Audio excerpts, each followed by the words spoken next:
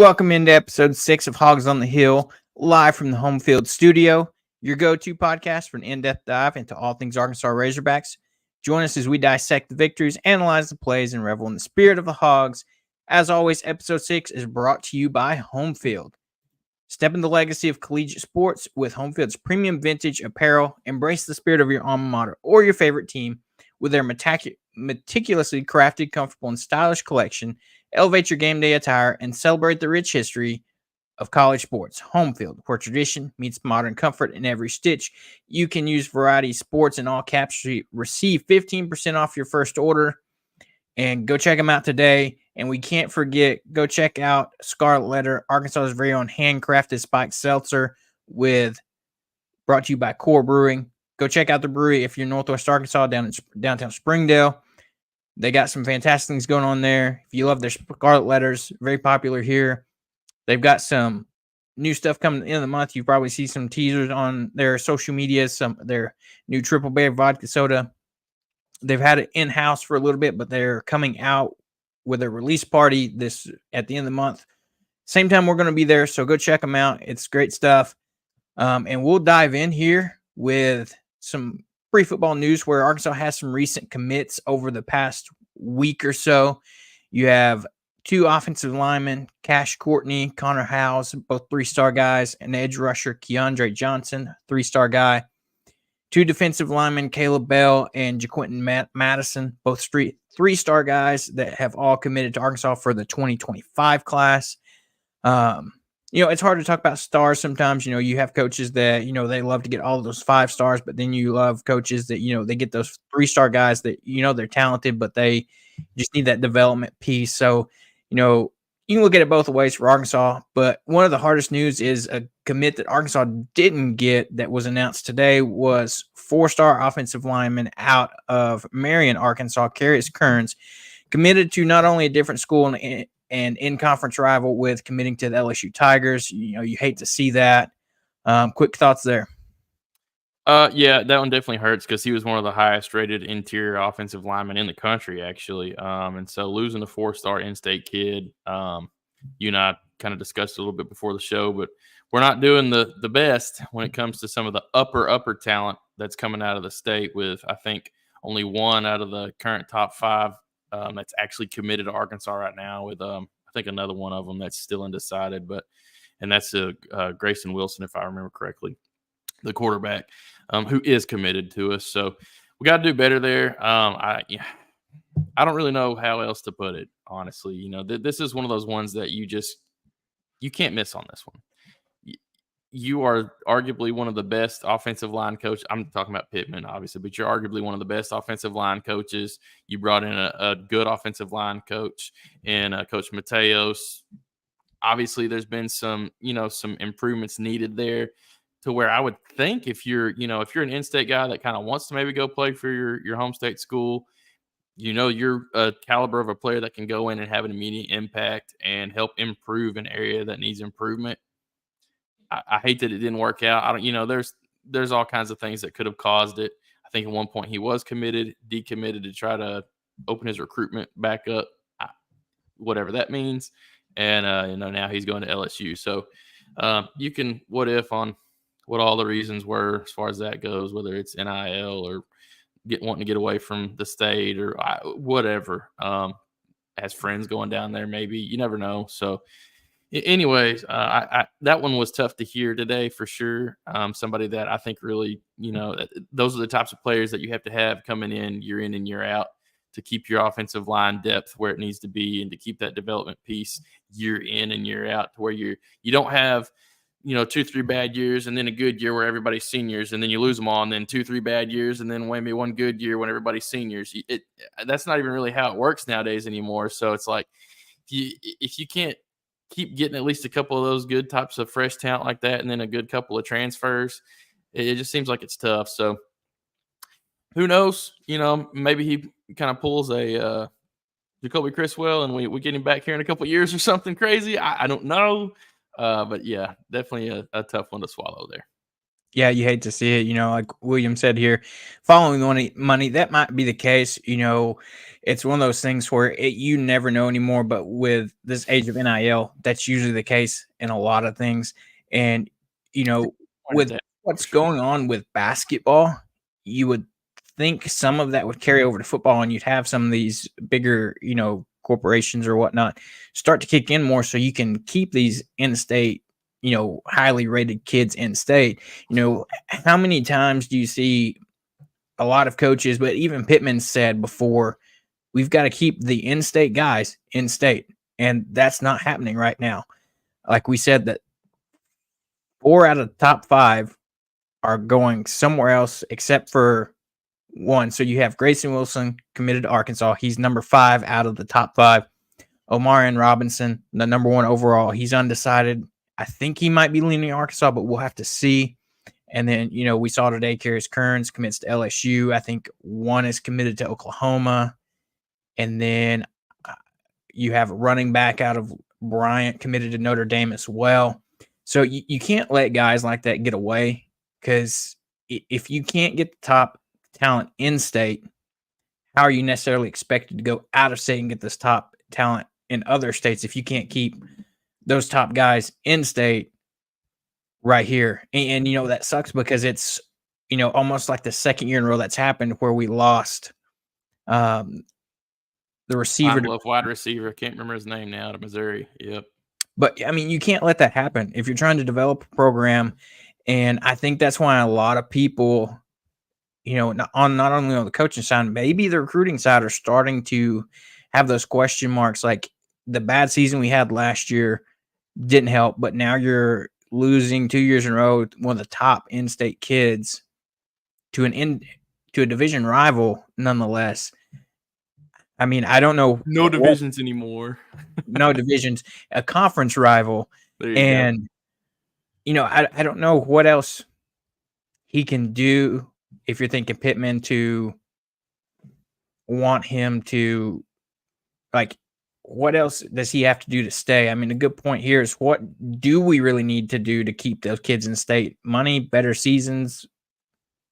I feel like it's a combination of both things. I mean, kids want to go to a program where they're winning, but also in the age of NIL, kids want to go and make money. It's not just about, we've heard people we've talked to on the show say this, it's not about that pride of just playing for the state anymore.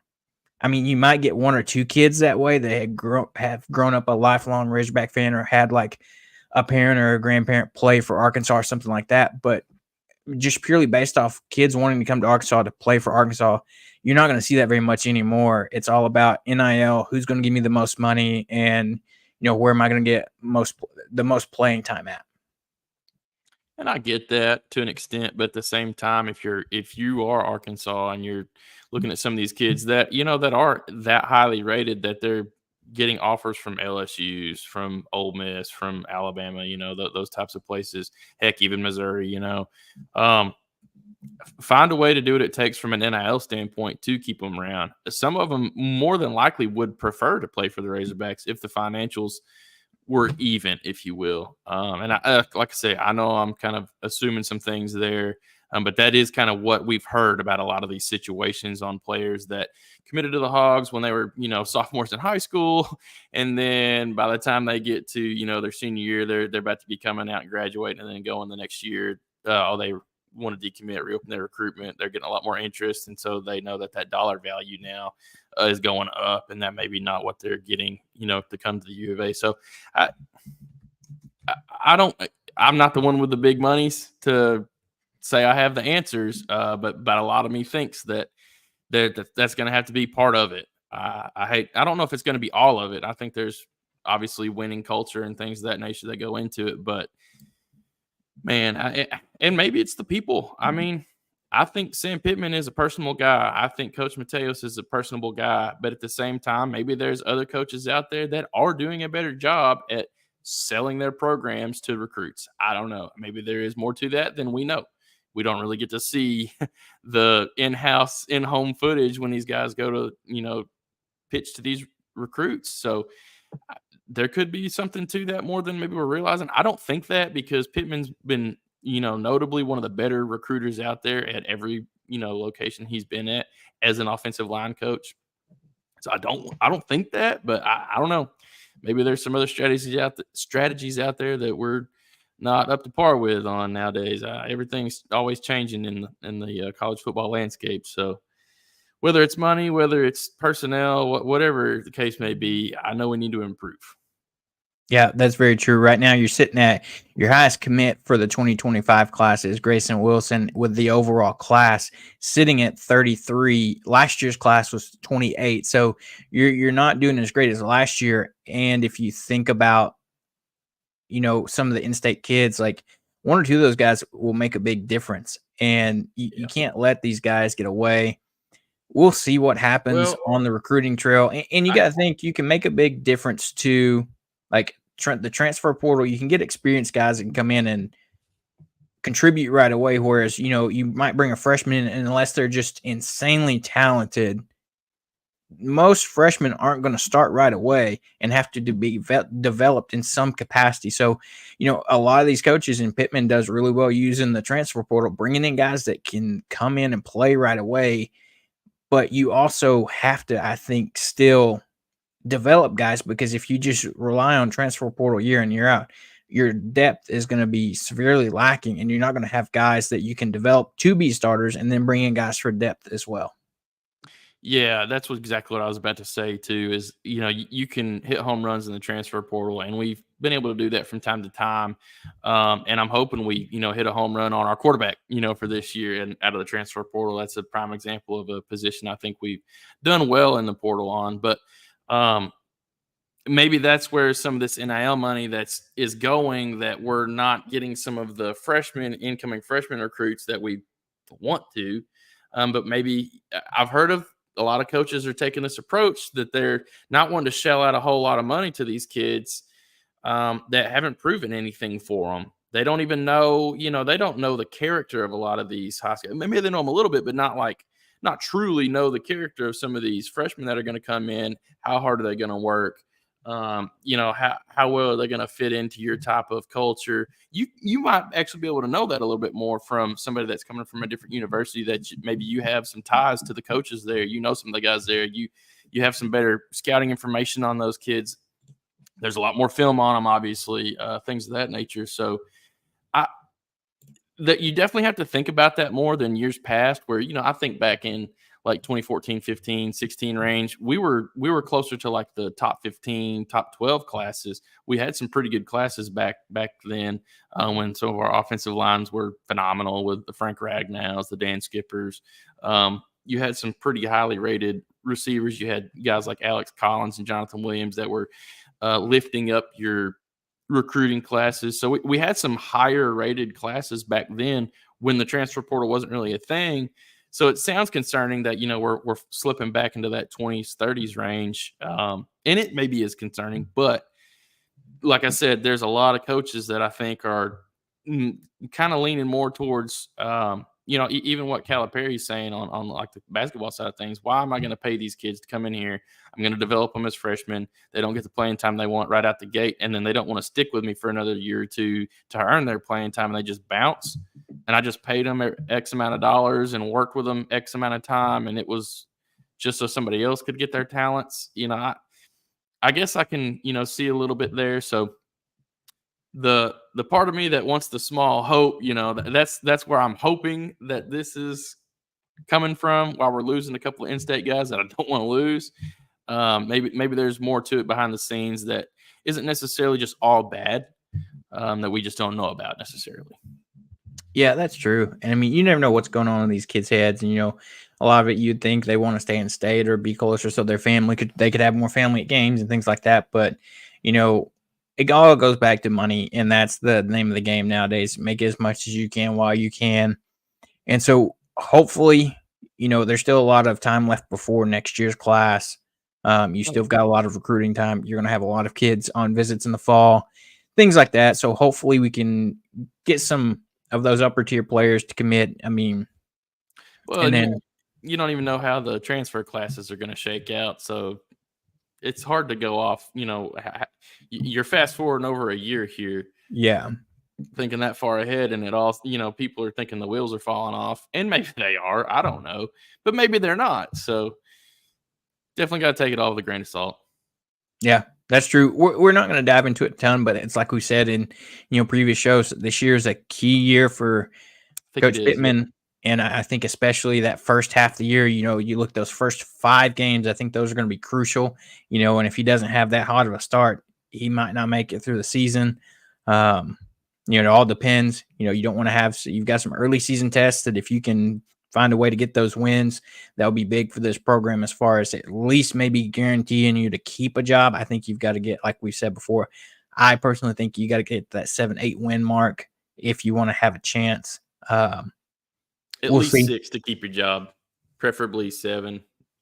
Yeah, 7 to 8 with maybe a bowl, and who knows? Maybe the Petrino offense will be back and take the league by storm, and we can get back to what we saw before. But that's a lot of pressure on that as well. So we will see what happens. We'll start our position breakdowns here in the next week or so as we get ready to count down to the start of the season. As we said, the season will begin August 29th in Little Rock as Arkansas will take on UAPB on Thursday night on ESPNU. So we'll jump over to basketball, where not a ton going on here.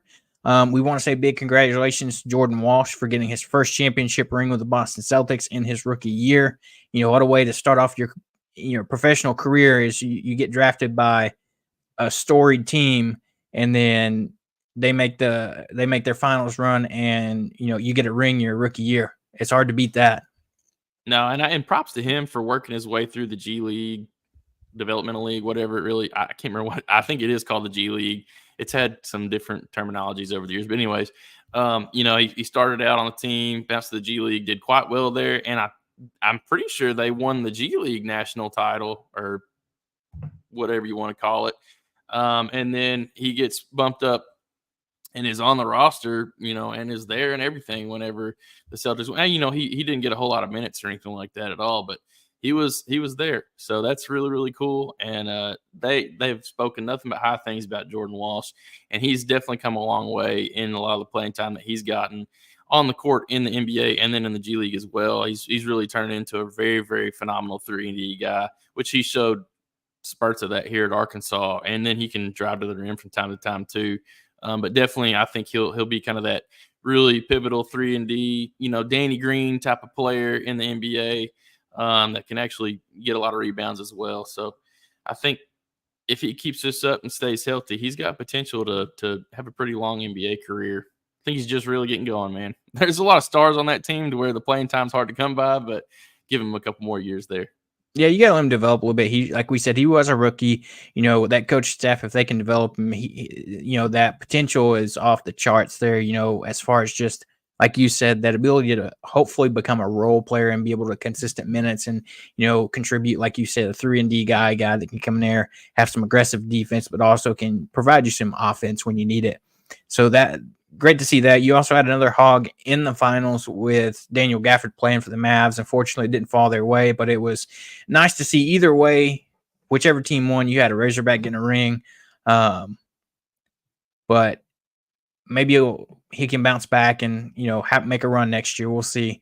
As far as the Razorbacks, they have another matchup set up where today, I believe it was confirmed that Arkansas will be having a Thanksgiving Day matchup against Illinois in Kansas City this year. So, Cal getting all kinds of primetime key matchups, getting back on national television as much as possible, get out there. Thanksgiving Day, nonetheless. Yeah. Exactly. Cool. Everybody's sitting around eating, turn on some Arkansas basketball. So what could you do better than that balancing between that and the Thanksgiving football games? 100%, dude. Can't wait. So we'll see more details as this kind of all developed in the past couple of days. So as more details come out about that, we'll keep you up to date. But not much else going on in the basketball realm. We haven't heard of any other guys getting mentioned that they're going to be on the team as those scholarship walk-on type of guys. There hadn't been a lot of buzz around that. We know Lawson Blake is back. He's on the roster. on the Razorback side. So he'll be back again. But other than that, no other really names out there that have been thrown out there. And then we'll jump over to Arkansas track and field. We mentioned it last week. The women won the national title for outdoor track and field. Well, assistant coach Boogie Johnson was named the National Women's Assistant Coach of the Year. Great things there. You got to love to see how Arkansas has the development of those assistant coaches as well as the head coaches. And that kind of just showcases what type of program Arkansas has here in the track and field program. 100%, dude. It's track capital of the world. Got a lot of stud athletes come in and out, and then there's tons and tons of collegiate records that are owned by the Arkansas Razorbacks. So if you're interested in track and field, Arkansas is a great place to watch in between all of the Olympics that go on every 4 years. I mean, there's world championships and things that go on a lot of times, but they don't get a ton of TV coverage. But you can catch a lot of the college athletic stuff on TV from time to time, and definitely some of the streaming services that they have. There's more and more and more ways as technology advances on ways to follow sports more than there ever has, and that's a good thing. It's definitely been a good thing for most of the sports involved. So that's very true, and you keep a watch out there. I think there's several Razorbacks that are trying to go through qualifications for the Olympics. And trials for that matter. So, keep your eye out, and you might see a few Razorbacks at the Olympics, as that's going to be coming up in, a month here. There's trials going on right now. I believe Arkansas has a swimmer that is trying to qualify. As far as other athletes, we don't have an exact list. I don't think there's really a big list out there. But yeah, I don't think you can go find like a master copy or anything. But if only it was that easy. So, we'll keep you guys up to date on, any Arkansas athletes that do qualify, and keep an eye out for the Olympics. We'll keep those names out there for you.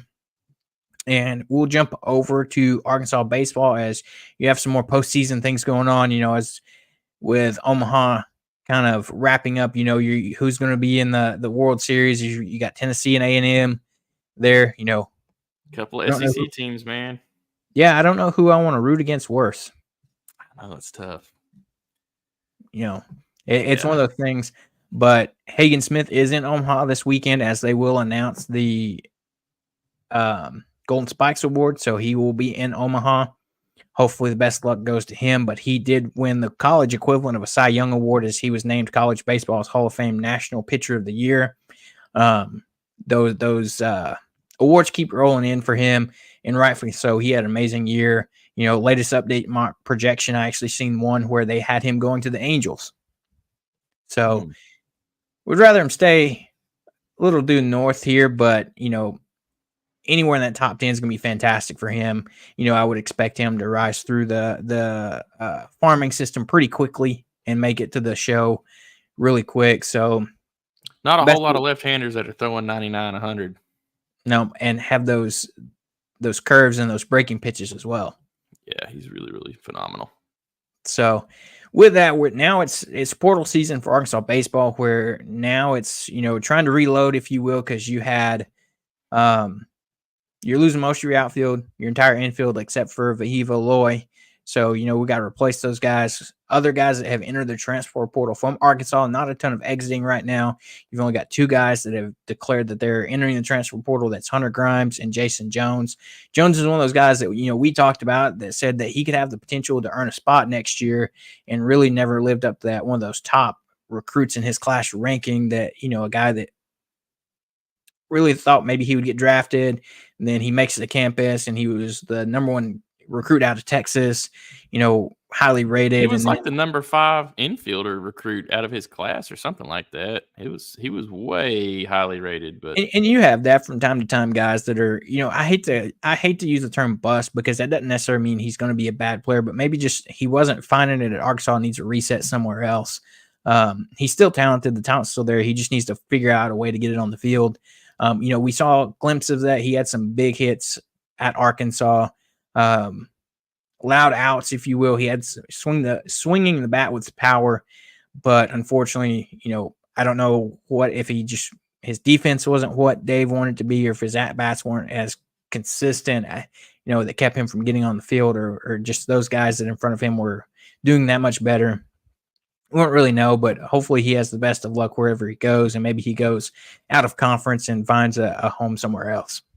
I could see him going somewhere like Wake Forest or something like that. Another, pretty big name school that he could come in and already has quite a bit of experience, in tough collegiate competition. So, I mean, he could very easily go somewhere in the SEC. Don't get me wrong. I mean, that's more likely the case, but hate to see that. I was about to say, if we're being honest, you're probably right there. What's really going to drive me nuts if he goes somewhere else and bats like 380, hits like 20 home runs or something wild.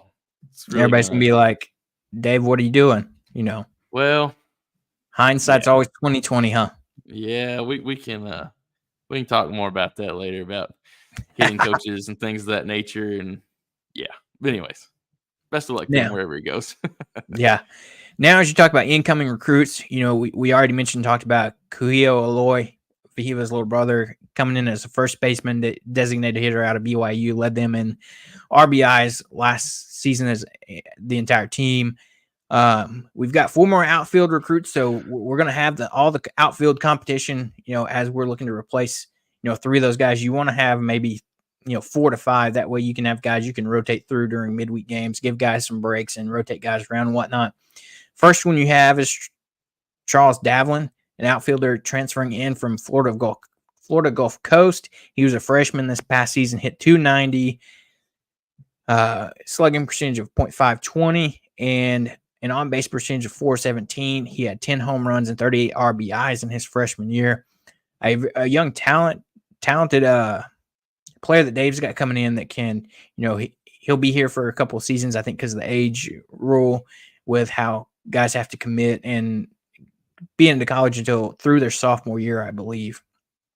You got Carson Hansen, guy coming in from Wisconsin, Milwaukee and Wisconsin.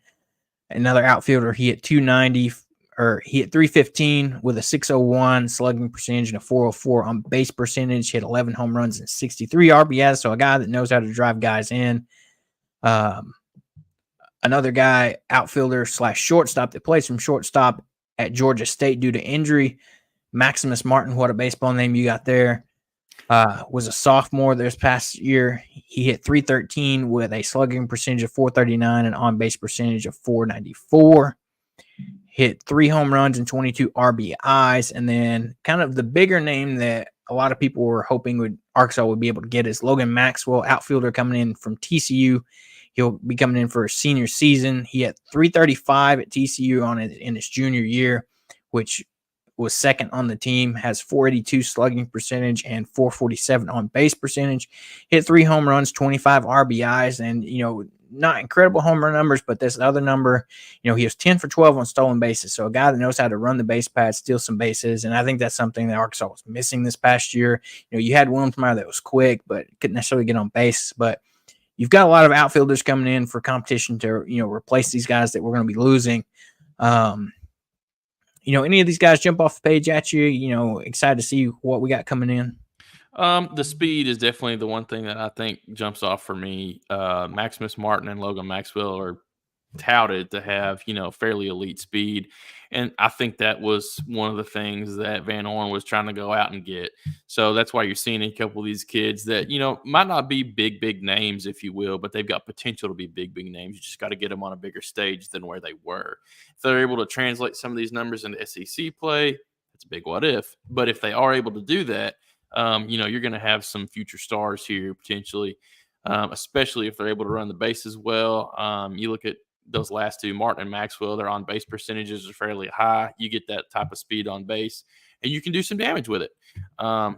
We saw some examples of that whenever we were able to get Wilmsmeyer on base and bump him around a time or two. And we were able to, do some different things than just try to hit one over the fence or hit a double to score a guy from first or something. So you got to have the guys with power. You got to have both, but you can't be all one way or all the other necessarily. And the reasons being, if you went all small ball, if you will, I mean, you're just trying to get guys on base and move them around, and you can win games like that. But then you run into a team like a Tennessee, for example, that has 5 guys with over 20 home runs or something. I think at this point, it's hard to compete against that. So you got to have that good balance. And realistically, I think you got to get lucky on some guys. You got to have some guys come in that did well where they were before, but then have a step up once they get here. That's what you're seeing at some of these other schools. For example, they'll have somebody come in that's like a Charlie Condon at Georgia. Kind of got missed on, honestly, his first couple of years, and then absolutely exploded this year for Georgia. So you got to have some luck from time to time on some of these guys and some extreme development between, like a sophomore year to a junior year, for example. So there's a lot of variables that go into it. It's not necessarily just plug and play on what their previous year was, that you're going to get an exact replica of that the next year.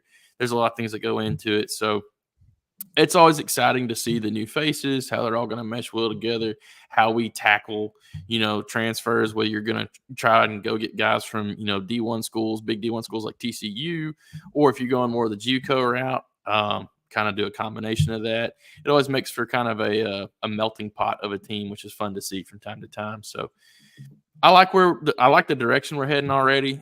Filling some of these holes, we've got quite a few to fill, and then I do like the fact that we've only lost 2 players to the portal so far. We'll probably lose maybe a handful more. I don't know. I was a little surprised to see Jason Jones go. I really thought that if he had another offseason of development, he very likely could lock down a starting role somewhere in the infield or the outfield next year. Maybe a right fielder that can really get out there and hit the ball hard for you. Just maybe have an incremental step up, but maybe he didn't want to try to. I don't know.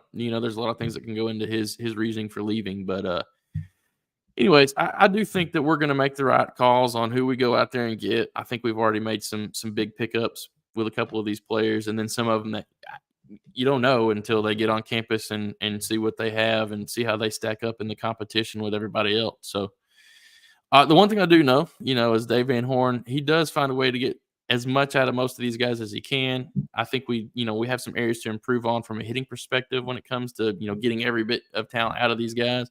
But from a fielding perspective, we're going to be good on defense. We know we have the fundamentals down there. We have the fundamentals of coaching down there quite well. We've always been able to bring guys in and have them improve. You saw it in Vahiva Aloy this year. Prime example. Came in. He was obviously a good shortstop. He turned into a great shortstop by the end of the year from a defensive perspective. So I'm excited to see what some of these kids are able to come in and do. And then, what approach we take from a hitting standpoint. Do we change our scheme, if you will, and are we more successful next year at the plate? Yeah, very true. You mentioned JUCO. Arkansas has 4 JUCO guys that they've got signed right now. You've got infielder Brent Irondale, has some pretty good stats. Hopefully those can translate like you're talking about out of New Mexico Junior College. Hit 441, 556 on base percentage, 1.0 slugging percentage through 58 games, 83 hits, 25 home runs, 22 doubles, 4 triples, 78 RBIs. Gosh. So 24 stolen bases. So can that translate? Because that's a future star right there if it does. Right. If that can come over and you get, even if he sticks around and hits around the 350 to 400 mark, that's going to be, great translation. Exactly. You got outfielder Colton Reynolds out of Crowder, hit 369, a 475 OPB, 644 slugging percentage, 62 games, 86 hits, 10 home runs with 68 RBIs. Infielder Trenton Rowan out of Seward County hit 403 on base percentage of 510 with a 765 slugging percentage, 35 games, 48 hits, 10 home runs, 14 walks, 41 RBIs. Infielder Carson Schrack out of Coffeyville, 348 average, 435 on base, 478 slugging through 57 games, 70 hits, 2 home runs, 42 RBIs, 13 stolen bases. And then outfielder Justin Thomas out of Florida Southwestern State, a guy before Florida Southwestern was at Georgia, hit 393, 514 on base, 669 slugging percentage with 14 home runs through 58 games, 86 hits, 49 RBIs, 44 walks, and 35 stolen bases. Dude, that's a ton of stolen bases. So you can already see, between the transfers and the JUCO guys, they're trying to get speed. At least over half of them, some of these guys have crazy speed. So what do the batting numbers translate? That's always the biggest question. We even seen that this year. Vahiva, I think, hit like 348 or something last year. Obviously didn't do that for us. Not quite. But he did, get kind of rolling once he did get rolling. But do you have similar transitions for a lot of these players, or are some of them able to come in and get going right away? That's kind of one of those things that can be make or break for you. And it's a gamble every year. You see it every single year. So wish all these kids nothing but the best. I wish our coaches nothing but the best on, getting these guys in, developing them as much as possible. I'm sure some of these players are going to developmental leagues over the summer, similar to how some of our current rostered players are. I don't know exactly how all that works, who goes, who doesn't, that are in those transfer situations. But hopefully everybody has great success and stays healthy. That's a big thing. There's a lot of opportunities for these guys to get hurt because they're playing baseball like all year long between prep leagues and things of that nature in between collegiate seasons. So I was about to say, they have their they have their summer leagues, and they come back and they have fall ball, and then you have, a little bit of break, and then you start preseason prep. And then so you think kids that Arkansas has invited to the combine, you had 6 Razorbacks and 4 signees that will be at the MLB combine that's going on right now. It started the 18th, will go through the 23rd. 5 of the 10 players ranked in the top 200 prospects for the draft. Your 6 players that were invited: Brady Tiger, Mason Molina, Peyton Stovall, Kendall Diggs, Hudson White. Tiger is ranked 180 and Stovall is ranked 74th. And I mean, Hagen Smith's not on this roster or on this list. He doesn't have to be invited to the combine. He's going to be a top 10 pick. I mean, it's easy to know what you're going to get out of him. Your 4 high school signees that are they're committed to Arkansas, but they can turn down that college baseball if they're drafted high enough. You've got pitchers Carson Wiggins and Cole Gibbler, shortstops Tyson Lewis and Gabe Frazier. And so, one of the guys, Carson Wiggins, will most likely not make it to campus. They showed some of his numbers on his pitchings that he kind of went out there and showed out a little bit, and he showed about 4 different pitches that he's got in his arsenal. And it'll be very surprising if he makes it to campus. If he does, fantastic for Arkansas. If he doesn't, good for him to get that cash. Find a way to pay him, which I know that's tough in the baseball world, but man, it's going to have to happen. I think that's one of the things Dave hinted at, is he had a couple of guys that would have made this most recent year's team even better, if he could have found a way to get them on campus instead of them going to the MLB. But that's the battle. That's the battle every year. Yeah. I mean, it's hard to pass up money when you're that young of a kid getting that opportunity to make that money. But yeah, so like we said, Hagen Smith not invited to the combine, is expected to be top 10 selection. That's a given with his success this year. But like you said, Dave hinted at that. There was 2 to 3 guys that got drafted, went in the draft that were signees last year that probably would have helped this roster this year. And like you said, like Dave said, that's always the battle, is the getting those guys to campus compared to talking them out of, taking that big signing bonus and then having to work through the minors and, whatnot. So it's always interesting to see what guys make it to campus. I'll be interested to see who does this year. And, with that, we'll work on wrapping it up. Not a lot going on, as we mentioned it this offseason. We'll get our position breaks down started here in the next week or so, as we break down every position group on the offensive and defensive side of the ball for you guys, like we did last year. Kind of give you an idea of what starters you might be looking at and what kind of depth you'll have and what to expect. And then we'll have some fun shows for you guys, as we're going to have some guests on that talk Arkansas football and some basketball, things of that nature. And so, we thank you guys for tuning in again this week. Subscribe to the show on YouTube, Spotify, Apple Podcasts, wherever you find your podcast.